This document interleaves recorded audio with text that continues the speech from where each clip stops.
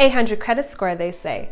Perfect credit score, they say. But how do we get it? What impacts our credit score? And why are millennials the most rejected group for credit and loans? If you've been rejected before, don't worry, you're in good company. Well, not my company, because I've actually never been rejected for a loan. But we'll get to Laken Banks tips later in this video. Now, according to Bankrate.com, millennials, people aged 24 to 39, have the highest denial rates for credit cards and loans amongst any other generation. Like, why did we get that crown? Do we just have the worst credit? Or are we like the poster boys for online shopping or something? Let me get some toilet paper. Add some syrup along with that. Like, come on, y'all. The point is, how do we get good credit? And if you want to know how to get a credit score over 800, you're talking to the right one, baby. Literally guess my credit. Drum roll, please. It's 820. 820. Like, can you believe it? I literally have perfect credit. Well, technically not perfect, but excellent credit. So why does my credit score even matter? Why do you need a good credit score? Why is it so important? Literally, credit affects every aspect of a bourgeois lifestyle. If you want to buy a home, if you want to rent a home, if you want to turn the lights on in your home, credit changes your life. Credit is like your financial reputation. It tells the lender, okay, are they responsible with their money or are they going to default on this loan? And you want to know something? If you have poor credit, you're probably not going to get that loan or that mortgage or that car. And if you do get it, you're going to be paying out in interest rates. Let me tell you something. When I bought my first property 3 years ago, the interest rate was 4.5%. But because of my excellent credit, I walked in there and was like, I'm not going to pay that. And you want to know something? They turned around and gave me a 2.44% interest rate. Literally, my excellent credit changed the trajectory of my payments. Do you know how much thousands of dollars I'm going to be saving over 30 years on this mortgage? And that's because of my credit score. Now, if you go online and Google credit score ranges, yada, yada, you'll get something between 300 and 900, okay? But generally, if you have a credit score under 600, you have crap credit. Go back to the drawing board. You're probably not gonna get any loans. If you are, they're gonna be the highest interest rate ever. Like, live with your mama till you get it right, okay? Like, no, I'm sorry. When you get to about 620, 650, that's when you start getting good-ish credit. 720 to 750 and above is very good credit. So give yourself a pat on the back because you're doing something really, really good. Now, if you're on my caliber and you have over 800, that's excellent credit, guys. You're crushing it. I literally have credit cards both in Canada and the United States, so I'm building credit in both countries. My credit limit is over $20,000. I can finance any car I want. I can get a business loan, no problem. Like, literally, my excellent credit score has changed my life. Now, this video isn't all about bragging. So this video deals with, first, the 5 things that make up your credit score. And then I'll give you my tips of how I got to where I'm at. So watch and you'll see what they are. First aspect that affects your credit score is payment history. This makes up 35% of your credit score and is the most important factor. Now, what is payment history? You guessed it. It's literally paying your bills. Are you paying back the credit or the loan that you've already been granted access to? That's what it is. All it is paying bills. Now, this factor is made up of 2 parts. Number 1, are you paying your bills every month? And number 2, are you paying them on time every month? Payment history is where time and consistency are the 2 biggest factors. It's about on-time payment after on-time payment after on-time payment every single month, every single year. Oh Lord, let you miss one payment for 30 days, 90 days, etc. Your credit score will be screwed.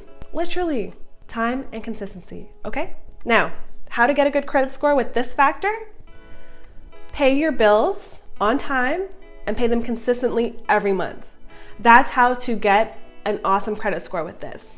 Now, my Laken Banks tips, I pay my bills before they're due. At least a week before they're due, but honestly, as soon as I get that email notification, as soon as I get that letter, I pay my bills then. So no creditor is ever waiting for me. And my second tip is I overpay them. I overpay them by $2, $3 every single month. So when a credit report is run on me, they see that I'm not owing anything. Lenders are actually owing me. That's how consistent I am.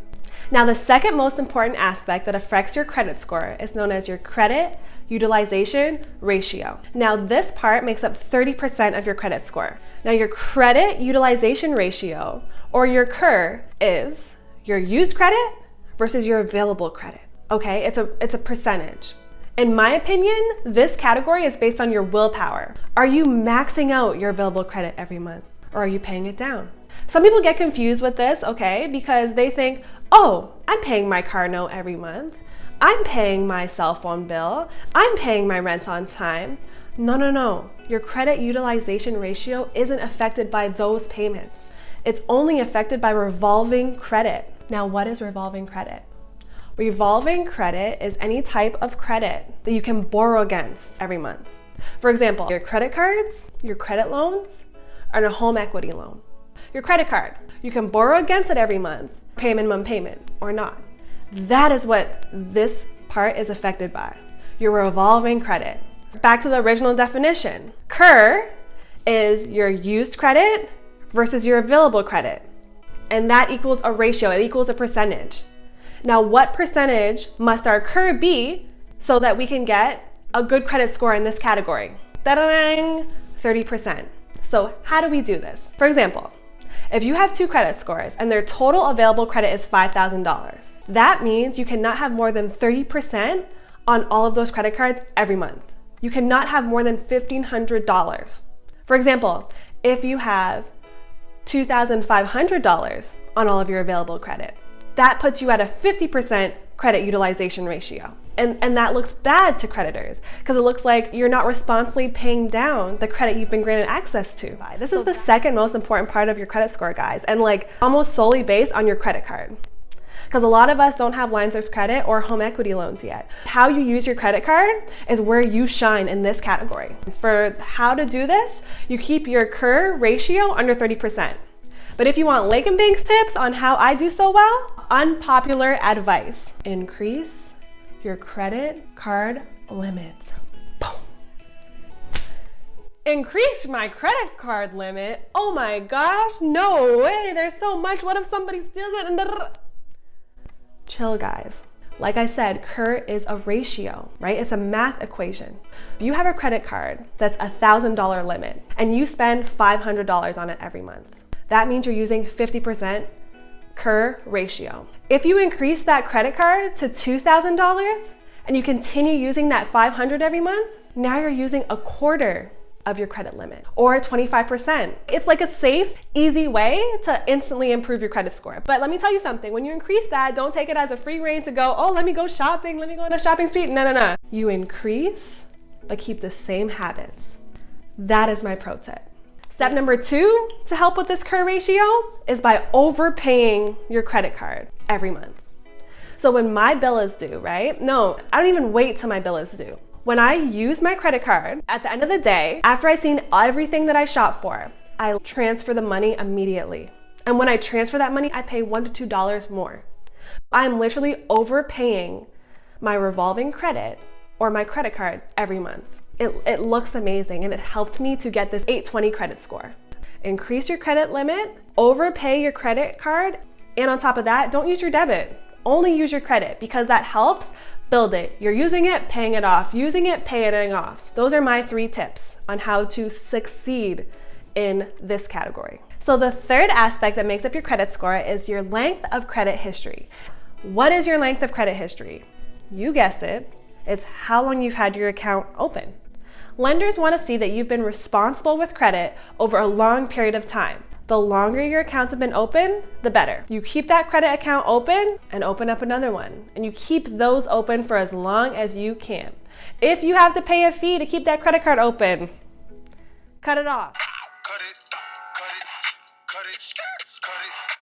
Only if they are fee-free. So if you have a credit card from when you were a child and you don't really use it anymore, you don't really like it, has a small limit, etc., if it does not have a fee on it, keep that credit card, okay? Because those are years that you can't make up.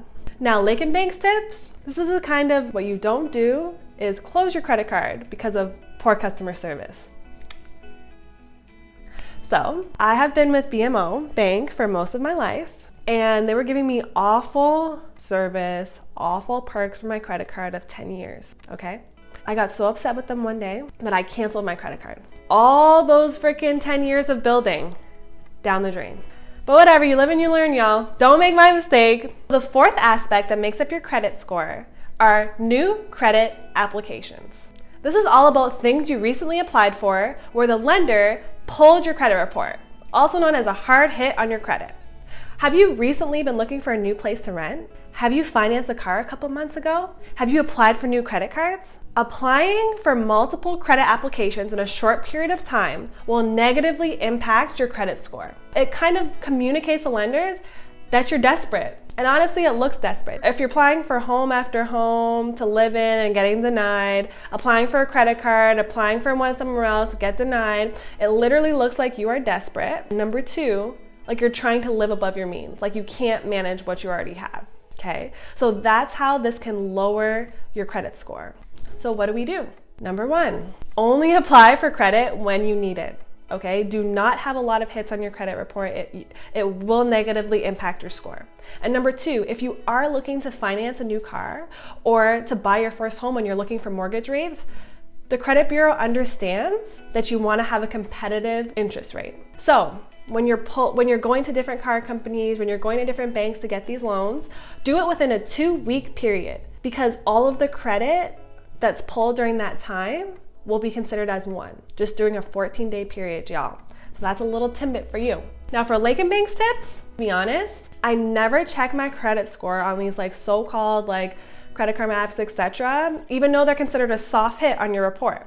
You know, a hard hit is considered something where a lender pulls your credit report. A soft hit is considered where you can just see your credit score.